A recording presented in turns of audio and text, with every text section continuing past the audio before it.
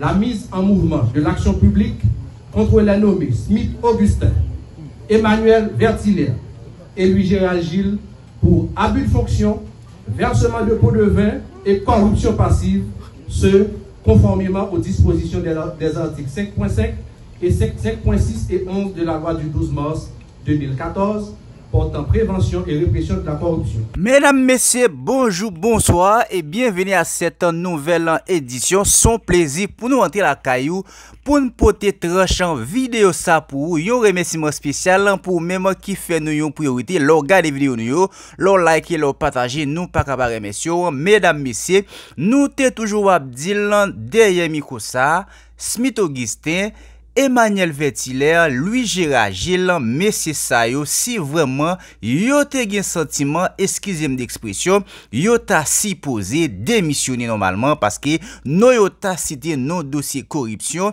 normalement non dossier BNCA, et bien verdict la li tombé, j'en attendais là, c'est comme ça dossier aille. Mesdames, messieurs, nous connaissons pays d'Haïti, son pays tête chargée, depuis nèg la li nan pouvoir, li choisi fait tout ça qui relé, li choisi ben toute colonne nan corruption, c'est seul côté yon nèg capable à réparer tête li pour à refond santé économique. Mesdames, messieurs, son plaisir pour nous entrer la caillou pour nous porter vidéo ça pour nous même nous c'est haïtiens, nous aimer pays nous ta aimer pour ça changer, mais normalement nous toujours à dire faut que exemple qui tracé sous messieurs dames politiques en Haïti, c'est eux même qui mettait pays à côté lié jodi ya.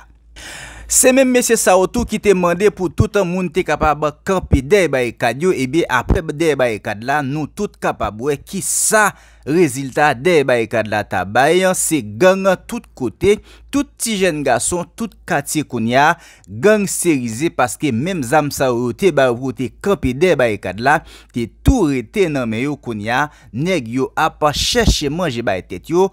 Et puis, gros conséquence là, c'est population haïtienne non, c'est ti malheureux capable payer conséquence là. Nous connaissons dans la Tibonite, moun pa gen côté pour piquer épingle avec gang, cocoat sans race. Normalement, nèg ça vient yo tout temps yo fait coalition entre yo dans tout pays a bandi prend pays a net. Nous connaissons ça olé.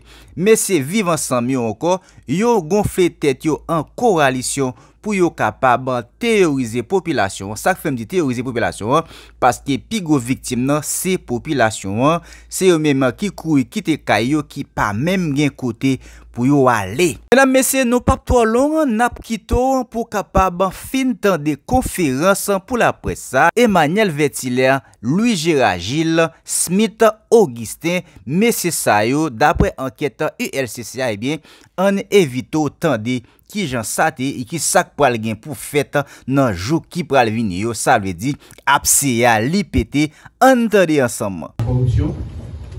Mesdames, messieurs, les enquêteurs de l'unité de lutte contre la corruption, mesdames, messieurs de la presse parlée, écrite, télévisée, ainsi que les médias en ligne, aujourd'hui, l'unité de lutte contre la corruption est une fois de plus heureuse de vous convier à cette cérémonie officielle de remise de ce rapport d'enquête spécial finalisé, transmis à la justice qui concerne les allégations de sollicitation de 100 millions de gourdes par les 3 membres du Conseil présidentiel de transition, Smith Augustin, Emmanuel Vertilaire et Louis Gérald Gilles, pour la reconduction de M. Raoul Pascal Pierre-Louis à la présidence du Conseil d'administration de la Banque nationale de crédit.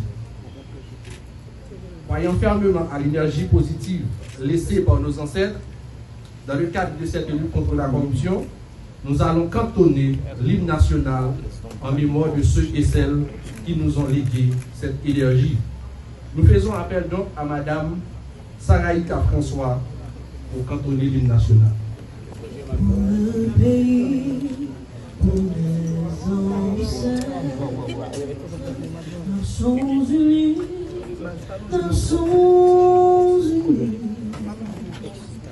dans nos rangs, point de traître, du sang, soyons seuls maîtres, marchons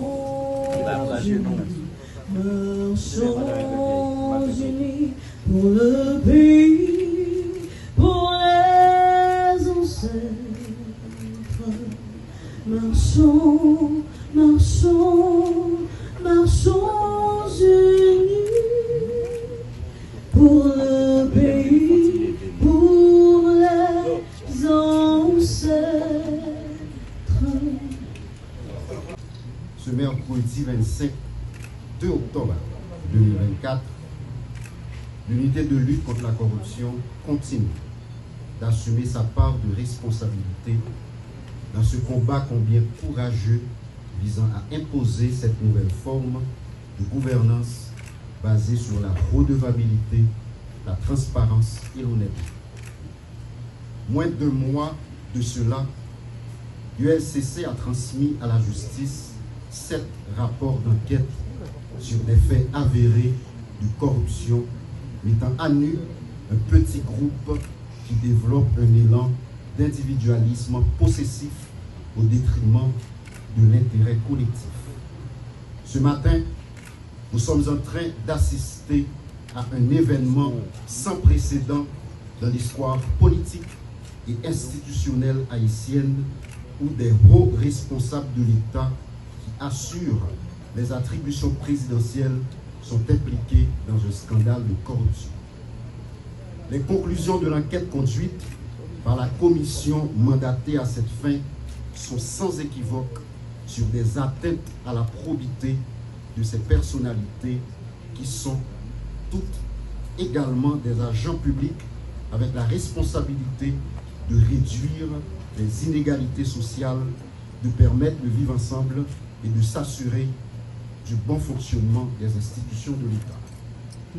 L'ULCC, se conformant à sa mission légale, a mené une enquête impartiale, crédible et fiable sur cette affaire de corruption impliquant 3 membres du Conseil présidentiel de transition et l'ancien président du Conseil d'administration de la Banque nationale de crédit.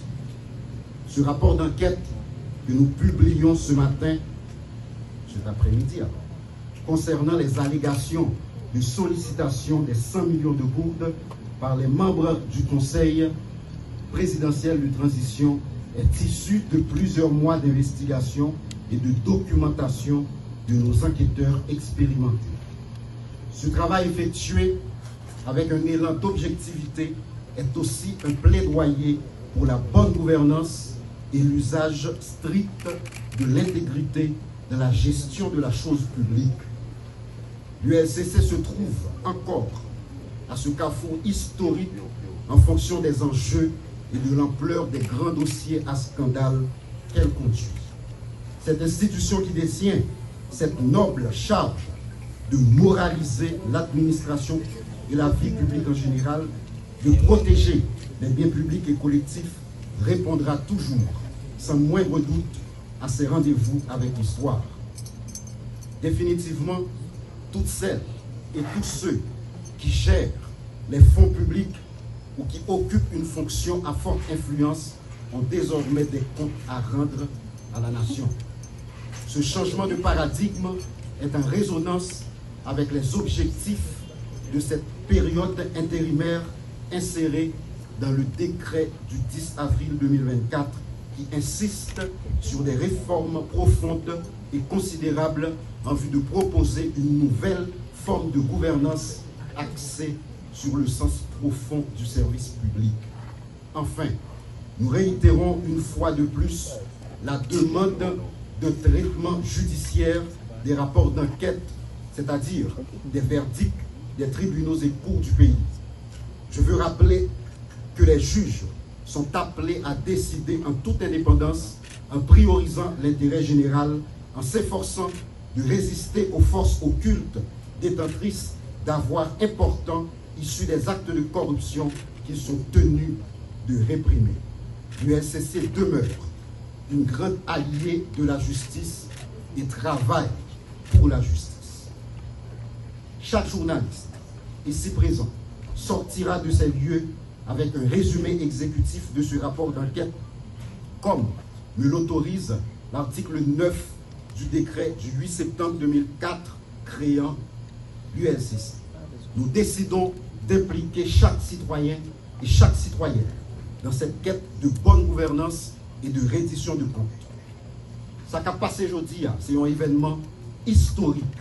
C'est un signal fort qui montrait que Haïti demeurait et était un état de droit.